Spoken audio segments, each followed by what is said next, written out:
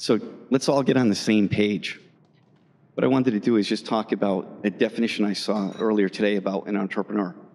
So does anybody have an idea what an entrepreneur is? Anybody want to comment? What do you think an entrepreneur is? How about all of you guys? Okay, here you go. Someone who takes an independent risk without knowing the outcomes. Someone who takes independent risk without knowing the outcomes. I like that. I like the first part of that, independent risk. And a lot of times we don't know the outcomes. The definition I read today was a person who is willing to help launch a venture or an enterprise and is totally responsible for the outcome. It's kind of interesting. So let's take that definition and just put it into practice right now. So I look around, and there's a lot of people that have come here for this event. There are a lot of people that came here to help put on this event as well. It's like a mini venture. So in this venture, what is the goal of the venture? The venture here tonight is to inspire and fuel all of your entrepreneurial spirit. So if that's the goal, right, if you're willing to participate in that, you're totally responsible for the outcome. So tonight, go out of your comfort zone, talk to someone that you don't know, ask a question, share an idea. And this will be the beginning of an entrepreneurial venture that we may see you up here next year, and that would be awesome. So I want to give you a couple of anecdotal stories about me and how I got started. I think Northeastern was a phenomenal place to fuel my entrepreneurial spirit. I can tell you, just trying to figure out how to pay for the place, that was a challenge, all right? Once I got here, I really, started taking the classes and so forth. But going out for co-op, what a challenge. It was very interesting. It was competitive. I was learning the skills that my peers at other schools didn't get for years later. So going out and going into the workforce, tremendous, tremendous advantage in every way.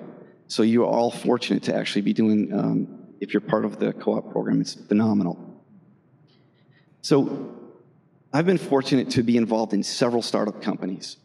I founded ventures that in consumer electronics, in mobile applications, enterprise healthcare services.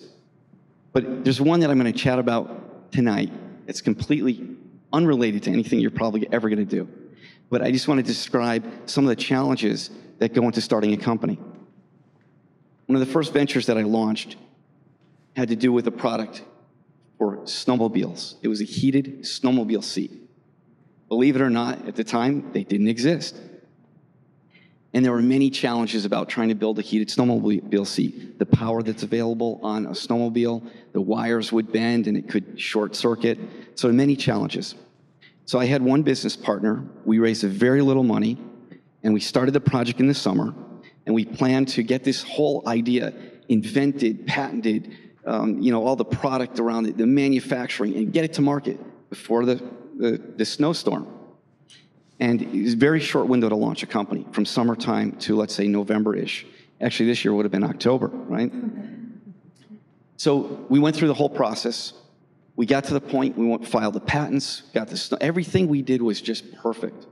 And then we ordered and had manufactured a garage full of heated snowmobile seats. And we were going to pay for all that product with the sales. So we're going to start selling within 30 days and just paying those vendors back and making lots of profit. Well, it turns out I learned this term that was wild. El Nino. Does anybody know what El Nino is?